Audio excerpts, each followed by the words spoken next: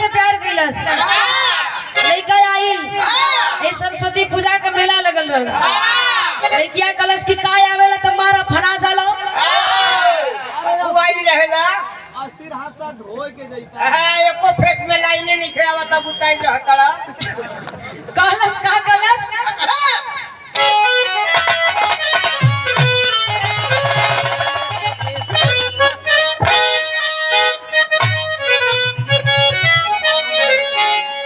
जगनू यादव भैया नागनपुर से ना आशीर्वाद 100 रुपया देके सम्मान के लिए बहुत बहुत धन्यवाद प्रणाम पहुंचे कहना है क्या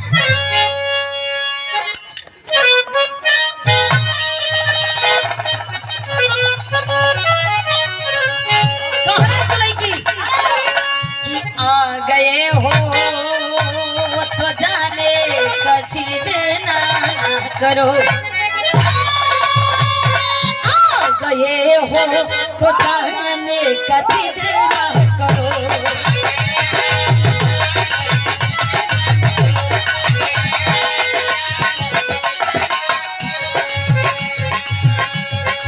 आ गए हो तो जाने कछी देना करो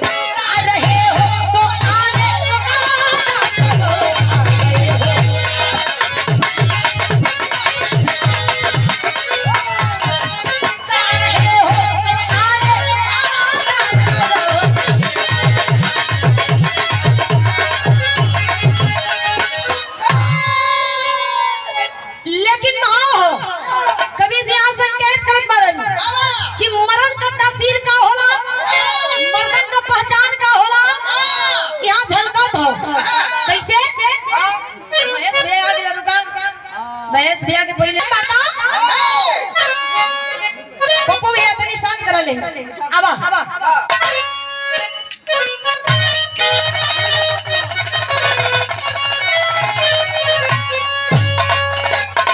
छोल रे नाम मर गया भगवान पे छोल रे नाम मर गया भगवान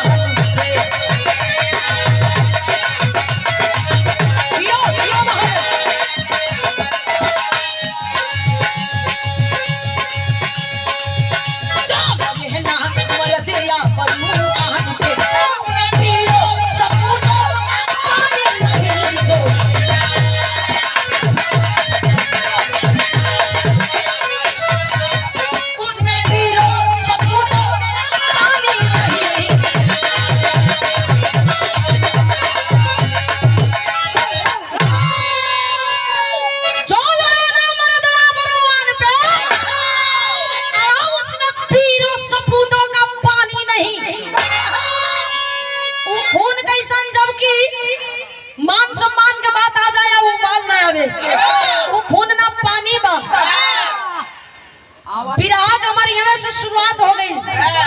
जौहरी में बतावे के प्रथा कैसे रुका रुका यो सेरे हुआ वाह कहीं खाली अकेले आवेला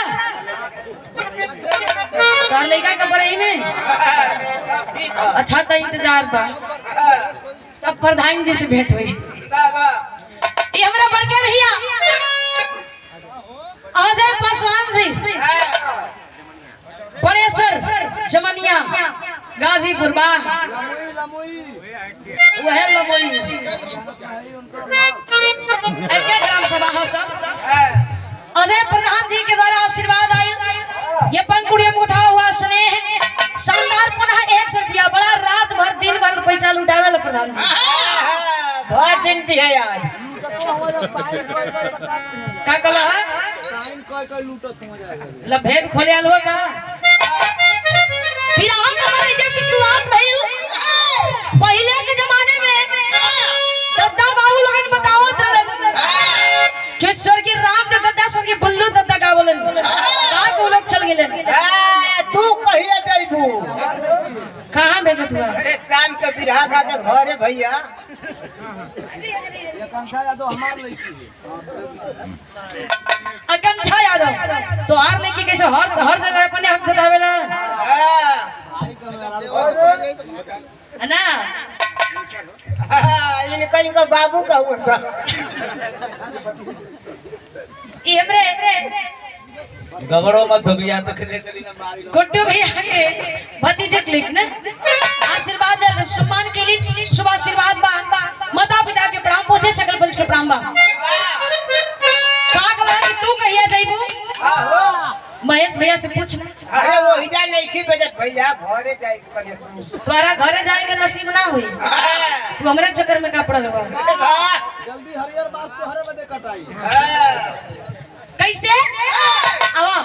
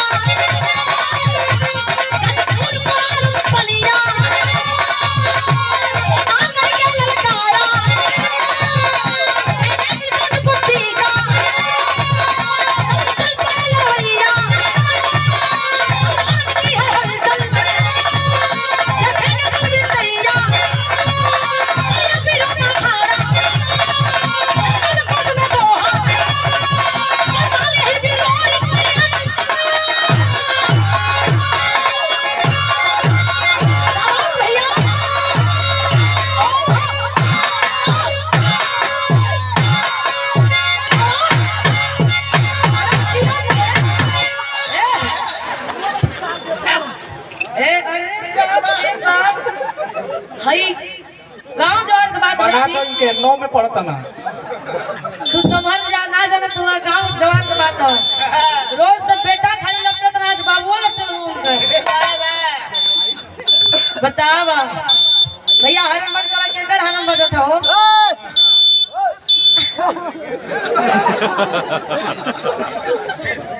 ए भैया गौर करेंगे आखिरकार बावन सुपल का राजा था वीर मुलागित सानी वही सोन पार का सुरमा वही का पट्टा बनवासी मनमंडा आ करके ऐलान किया भगवान भोलेनाथ की नगरी काशी बनारस सारनाथ में जब ऐलान कैलाश कुश्ती के पहलवान सुल्लभ जबी बतिया के एकदम खुनवा खौले लगल कलन की कैसन हो के हम देखल चाहते हैं हर जिला हर रियासत से बस से कही आवाज आवे कि मनमंता कही आवता ललकार के गइल बा तब फिर हम एक लाइन गीत गाने भैया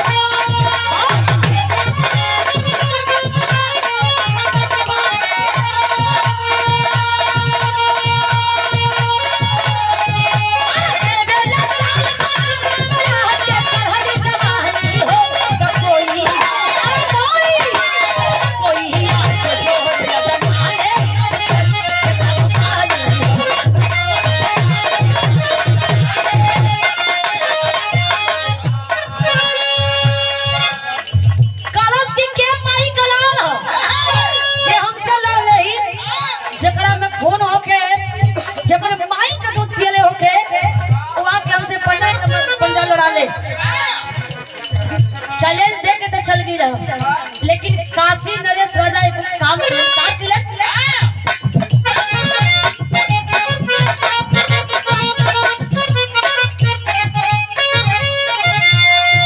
देह के चले जवाबा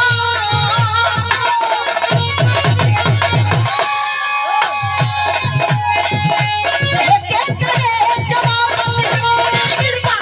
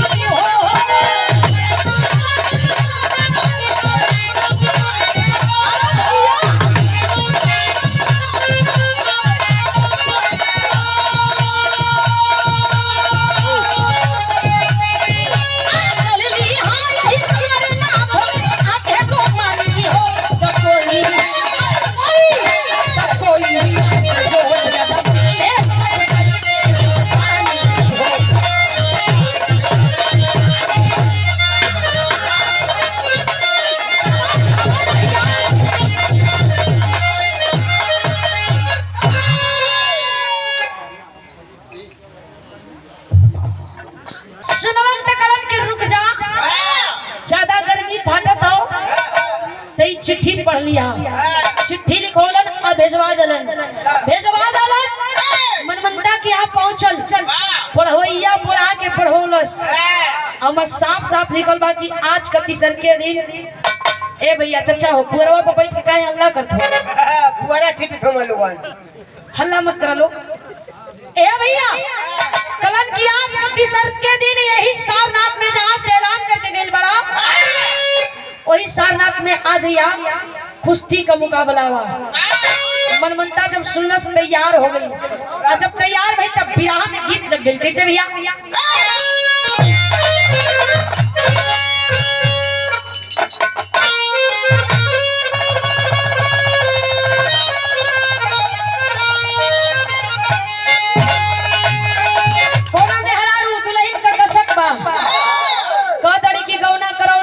चल गई मैं कसाई भुकड़िया गई बुन्नी बदरी हुई तना भुकड़ी आई कह तारी का कहली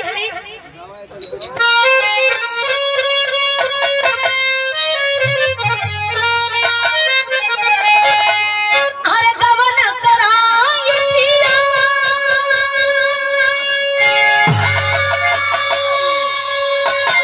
अरे कौन पाई भवना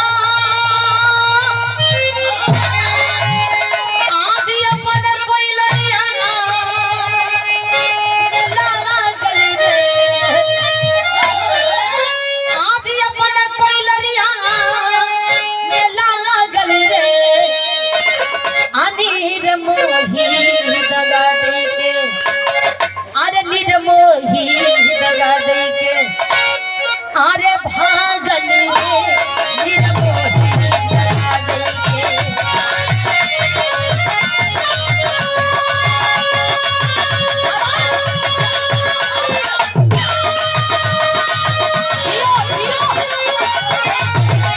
दगा दे के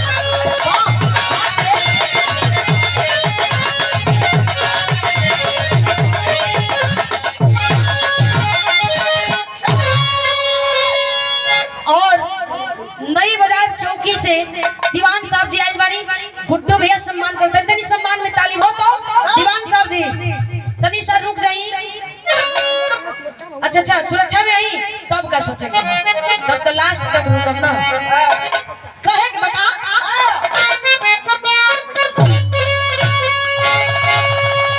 अरे कुश्ती के डंडा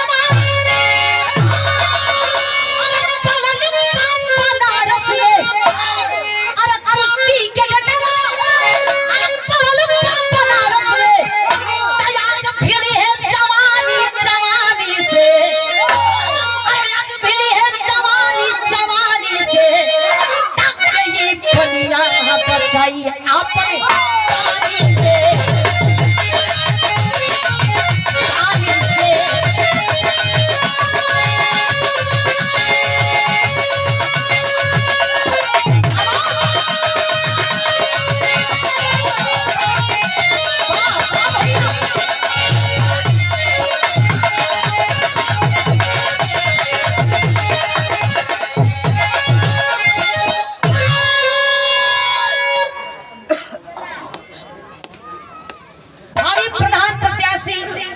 से गामा यादव जी महानुभाव के द्वारा 100 रुपया का आशीर्वाद आई बा। चंदन निर्मल कोटि कोटि बंदन जे शानदार पहलवान लड़वैया पहलवान हो उस सुनी तो करे बर्दाश्त होई बे ना करी। फूल खौली ए भैया आखिरकार मनमंता कलश की जे हो वहां जाओ अजमाइश आज महफिल में होई। शानदार मर्द का पहचान महफिले में होला का शिवा कैसे कहना अम्मा रोक लो।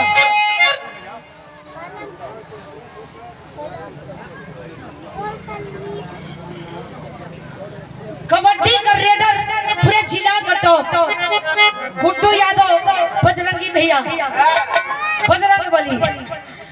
ये हमारे गुड्डू भैया के द्वारा पुनः आशीर्वाद 100 रुपया देकर के बढ़ाओगे। चंदन मनमन कोट कोट बंदन लेकिन पट्टा पहलवान जुटत होवन जब पहलवान जुटत होवन तो यहाँ लिखे के प्रथम कभी जी बतौनी का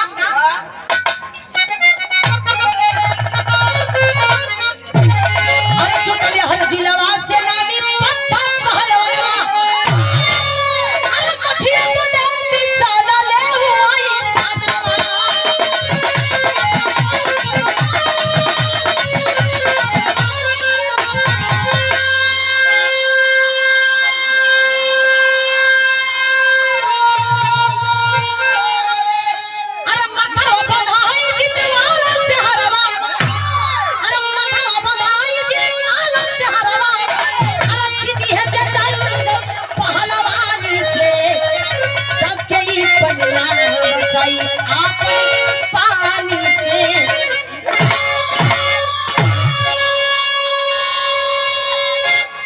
कलन की जेल रोइया वैया पानी बचावे खातिर तैयार हो जाई। एक से पट्टा पहलवान जुटल हुवन सारा पहलवान जुटल हुआ और से मनमंता भी आवत हो। अब मनमंता पहुंचल आज जब पहुंचल अखाड़े पर तब मेरे विराग का आखिरी गीत गल कैसे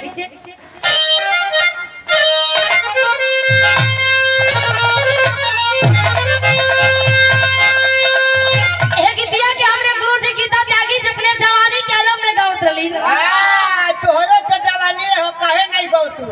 ना सुधरबा नजरिया में चल हुआ का ना नहीं है बाबू एक ढोला पर यहाँ सो ढोला ना चुप रहा पछिया वाला ढोला पड़ गल बाद में पड़ोई ए भैया गावत रहलन कैसे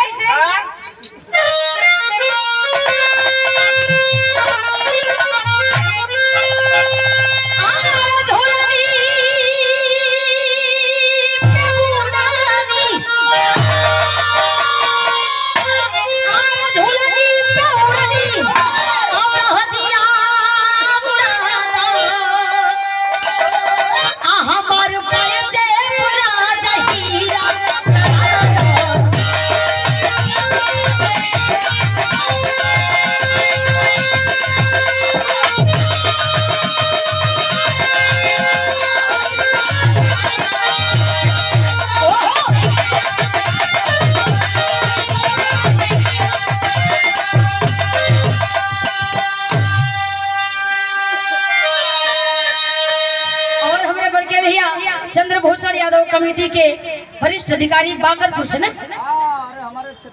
तोरे क्षेत्र से तोरे गांव में घरवा था एकदम मिला के छोले हुआ तू आशीर्वाद दली शानदार 100 रुपया चलन मेहमान बहुत धन्यवाद प्रणाम पहुंचे। लेकिन मनमंता चलन बा अखाड़े पर पहुंचल आई ढाइल रान का ठीरी बदन लेके जब चला ला धूर माटी लगा के इंतजार करता गुड्डू भैया इंतजार करत हो कि रे परी कब ऐलान करा कि हम लड़े खातिर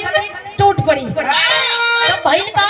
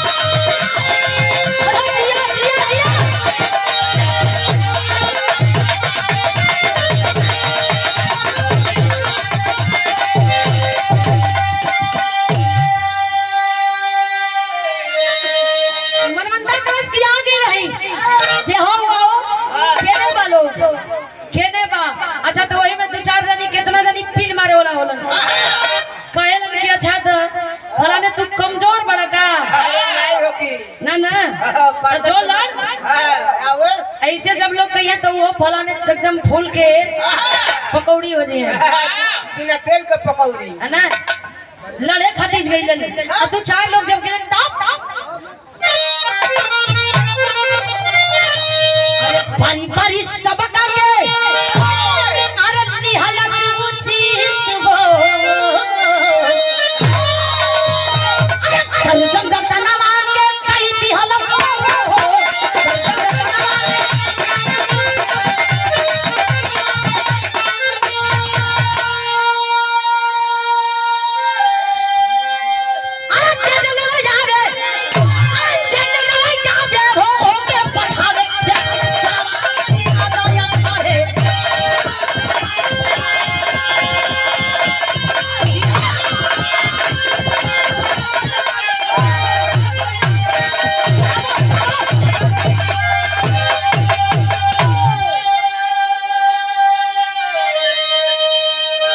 दो चार जानी जन फड़फड़ात रहलन गेलन त मन मनता कलस कि तू ही लोग गइला अब कोई ना उठा के दहिला शहर से उठा के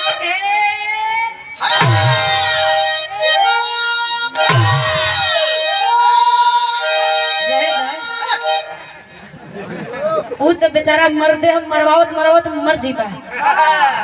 एक और पेट रोज ना भर हमसे मरवावे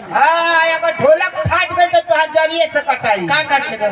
नाइट कटाई रोज ढोलक फाट गई ऐसे साहब साहब परिया के कह देल करा ये लोग संकोच में हो जाला ओकर नीचे का एकदम साफ बा बस करा का साहब बा अरे मोछिया हो अनहर हुआ उ तो कोई देख ले ए भैया दो चार जानी जब पट गईले तो वही में कितना जानी कहा कि हां तो बेमरौवत मरत भैया बेमरौवत मरत हो कितना जानी जब ये लोटवा ये ऐसे रखला कानी पर कलन की नहीली है बस बस कला की नहीली है चल दली है ये कुश्ती देखे कि है जुड़ा तो नहीं हम कुश्तियों देखत रहा लेकिन कुश्ती में मजा आना पकड़ा था तबे मरौवत मारा था लड़वैया कुल गिर गईलन भागा सो हवा खराब हो भाभी का तो माजा कहां है ए भैया तब तक से खलन की अब सही में कोई ना है वही में एक जानी रहलन कक्का कलन के अब भैंसिया धोए गटाई हो गलो निकल चले के मजा ना है कितने दिन लगलन लंगोटा के चपोटे हाय लेला बगल से संजय पाल कटसार से महानुभाव जी के द्वारा ये 101 रुपया देकर के हौसला बढ़ावल गई बहुत बहुत धन्यवाद प्रणाम पहुंचे एक दिन वही में कहत हुआ कहिए हमरे बुखार फलनवा कमाई मना कैला से कि मत जइहा लड़ाई लेकिन का करबा पहलवान आदमी गोल्डन स्टार जी जीव नहीं मानल चलैली हल लड़े बदे कली हल लड़ब ना तो देखब ताली तो बजा दे लेकिन वो मजा ना भेटाई जवन रह ऐसे ऐसे पहलवान लगना बतियावे तो ललकार के पट्ठा मनमनता एक बात कलस का कलस कोई बचा है पट्ठा पहलवान अगर कोई बचा है पट्ठा पहलवान उसको भी मेरी चुनौती है पारी पारी से लो के क्या सबकी आई बढ़ोती है ज्यादा जोर ना फटे हम जाना थे कि घरे हुआ ना चापी धरा के परी बहरों मारीला रहदा गंदा मत बोलनी अरे भैया गंदा नहीं ए भैया आखिरकार जब ऐसे कहे लगा तब फिराक शैली भाव लग गई कैसे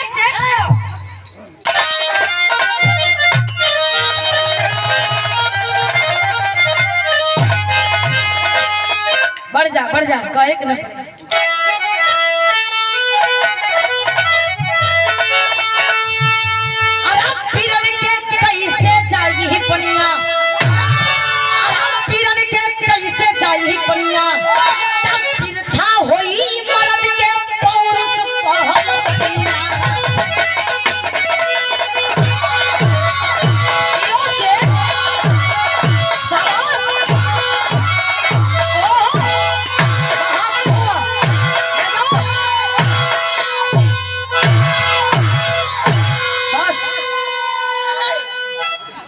बस कर बिरन के कैसे जाई बनिया। अरे फिर था होई मर्द के पौरुष पहलवानिया। ये पहलवानी कौने दिन काम में आई? ये फिर था बा फिर लोरी कस के जंघिया लंगोटा फान को ये खड़वा पर चढ़लन। जब चढ़लन तो यहाँ दादा लोगन का लोरी की लगा था जौन की खाली पिरावे में मिले थे और कहीं ना मिले, खाली पिराव में मिलेला। एक लाइन का कोशिश है पुराने जमाने में दादा लोगन कानी पर लाठी लेके पगड़ी बांध के एक कान में मुड़ी डाल ले। भैंसिया छोड़ दे दूसरे के खेता दो चार धान चरियो ले कोनो दिक्कत ना है। रामोदार यादव जी पीथापुर से हमारे महानुभाव के द्वारा 100 रुपया का आशीर्वाद आइल बा। कोटि कोटि बंधन रहे दा लाठी ना मिलता तो जबरी ले बा। अरे हाँ भैया हिरन का दाम 25 टा लाठी मिली अब और हवा का आएगी अध्यक्ष। और हमारे महानुभाव जी संजय भैया स्वागत है। आइए बौरवा बाबा के अध्यक्ष महोदय पुजारी महोदय हमारे संजय भैया दानापुर से आगमन भइल बा। आई मंच पर आई।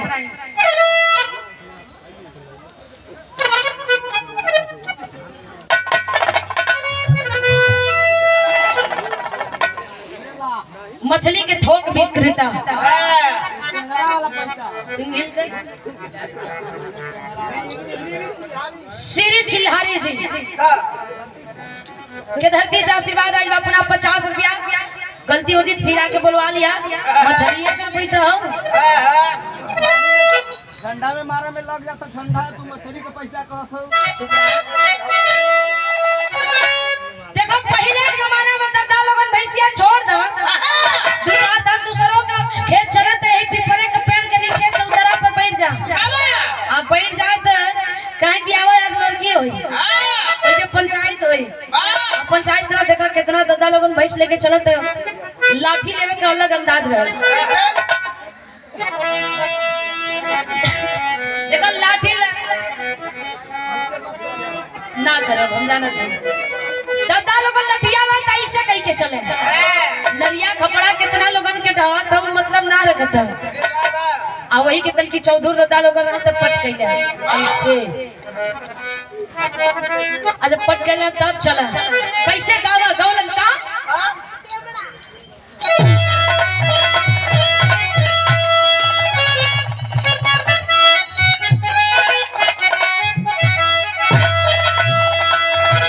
का देहिया झारे चलले धीरा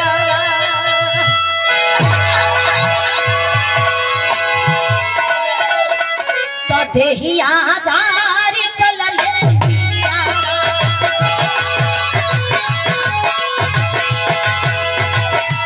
लोहरी गौरा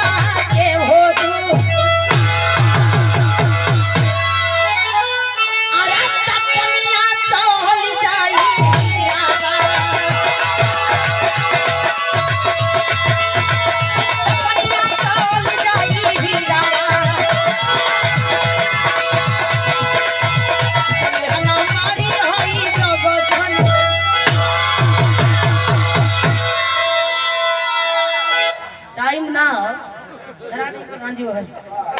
देखा जेकरा भी लौर है हमारे होगा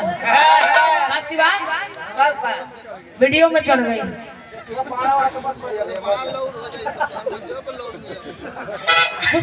ए भैया गौर करेंगे आखिरकार फिर लोरी जब भान के घड़ा पर चलन ओस में कभी सी भाव दर्शावत ही कसौटी का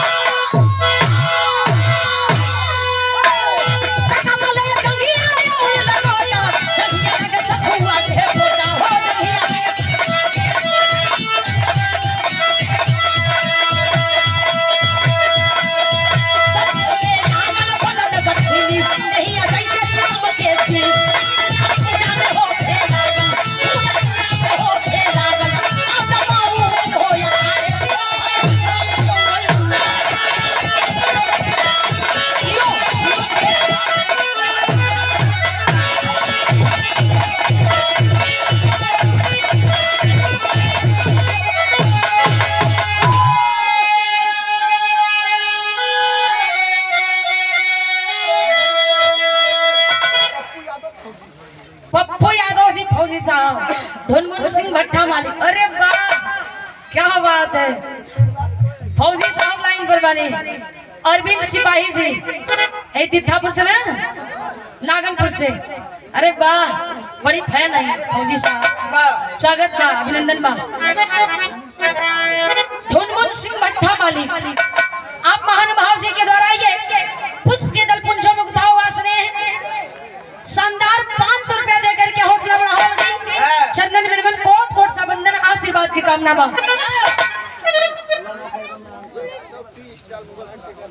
यादव टी स्टाल मुगल सराय हवलदार यादव जी, आप महानुभाव जी के द्वारा ये 100 रुपया का आशीर्वाद आई बा। कोटि कोटि बंधन। ए दादा दादा हो 2 मिनट और हल्ला मत करा लो। ए भैया जवान भी दाव लगावा तवन बिरलोरी मनमंता काट के पलट जाता है, को दाव लागे नहीं खेदे। याद करें अपने कुल देवी माई बन सकती के मछली के थोक विक्रेता आप हमारे महानुभाव जी के द्वारा ये आशीर्वाद आई बा। पुनः 100 रुपया बहुत धन्यवाद। ए भैया आखिरकार मनमंता जवान भी दाव लगावा फिर लोरी काट दे, और जब काट दे तब फिर लोरी अपने कुल देवी माई बन सकती के याद किलन। देखा यही कि कलजला नदिया एक घाट बहुते रे, यानी कि रूप अनेक होला लेकिन शक्ति एक ही होला। चाहे सरस्वती के रूप में पूजा, चाहे काली दुर्गा के रूप में पूजा, शक्ति एक है बस रूपवा अनेक है। ए भैया माई बन सकती के याद किलन। माई बन सकती प्रगट मिली कलन की नाक प्रगट बाल होतो तब काट के गर्दन में फेंक दले होती है। हंसत है कली के बड़ी तू जिद्दी हुआ कलन, हंसत हूँ फुसफुसा के कलन की एक दाव बचल नहीं खे। का करी कली की दाव बचल हमें लगावत यहाँ आल्हा में बतावे प्रतका।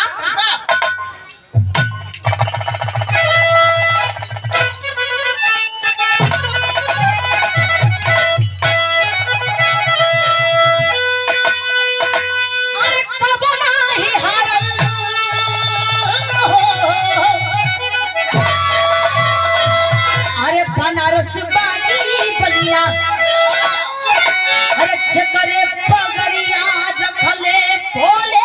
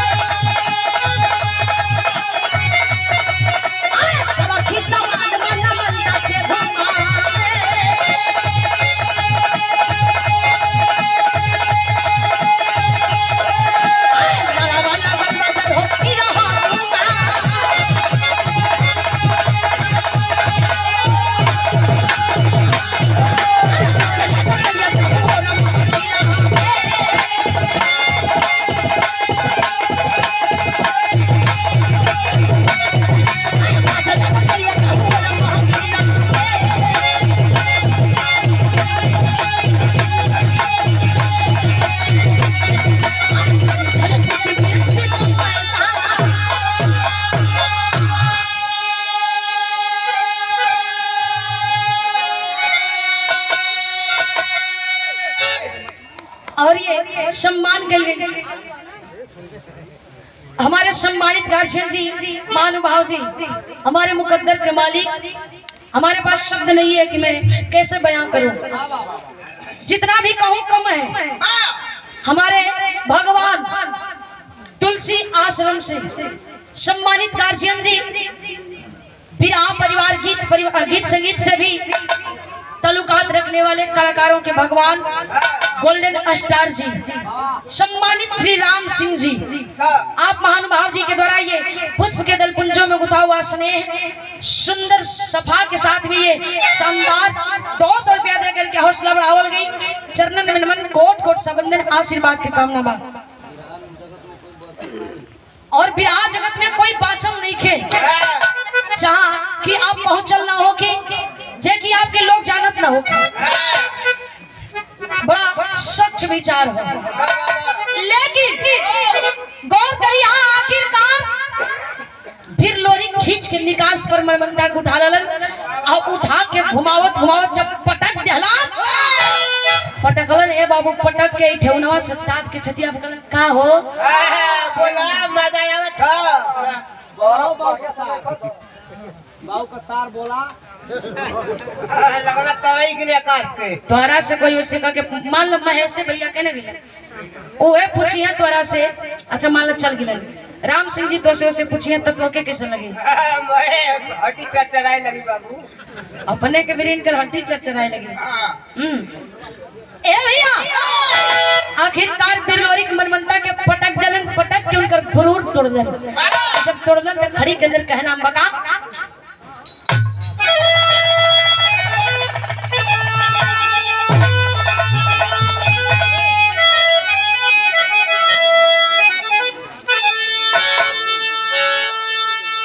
और हम चाह कि संजय भैया हमारे गार्जियन महोदय और राम सिंह जी आप भी मंच पे आ जाएं। आप लोग हमारे भगवान है, हमारे मुकद्दर के मालिक हैं, दो सिक्का के एक पहलू है। आइए मंच पे थोड़ा सा सम्मान कर दे। पप्पू का तू ले ला, कैसे ले लेबा वो यहाँ कूदे कैसे कह के गिला? आई आ जाए मंच पर, मानुभाव से आप भी मंच पर आ जाए, तरीक शाह जी सम्मान हो जाए। काहे घबरा तू बा फूल घोट गईला तो तनी से बदे के काहे भर अटकल अस्टार जी आप भी आइए।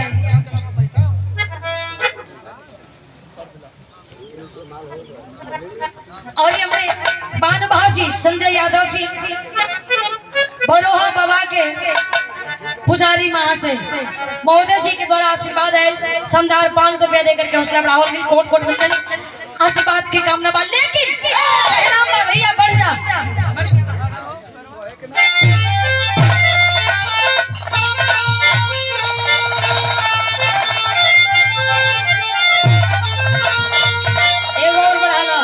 एक और बढ़ा।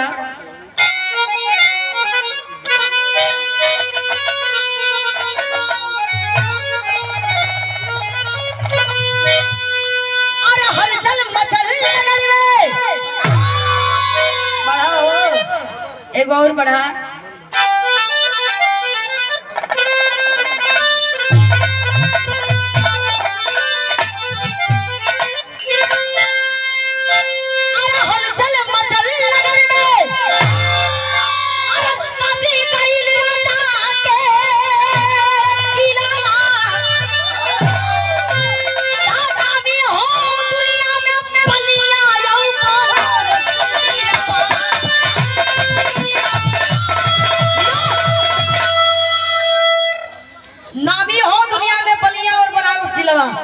सम्मान करत हो काशी नरेश राजा कैसे? अरे मिला जीत में 100 रुपया और सोने का हार, आज जीत के कुश्ती लाज बचौले कौड़ा के सरदार, हार के कहिले की दर पीरा ना हो हई बनारस जिला जाना भी हो दुनिया में पलिया लो बना।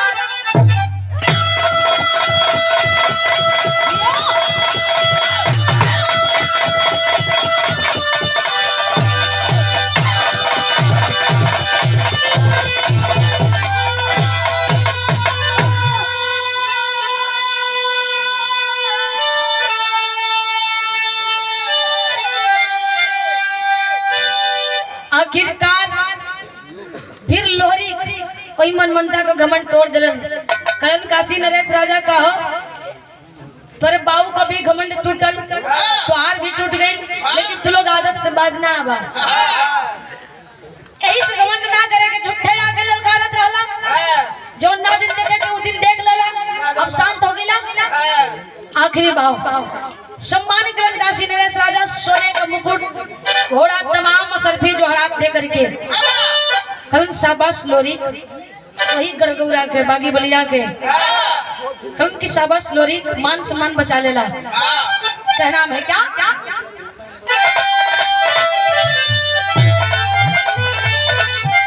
अरे गुरु बिहारी पत्तू छे बस सुखनंदन जी काशी बुल्लू रंजीत मनोहर से सब होई छे आराम पीरन के कैसे जाई पनिया। अरे भैया पीरन के कैसे जाई पनिया रबीना की दाज मन से भागी गई है भूखनिया पीरन के कैसे जाई पनिया।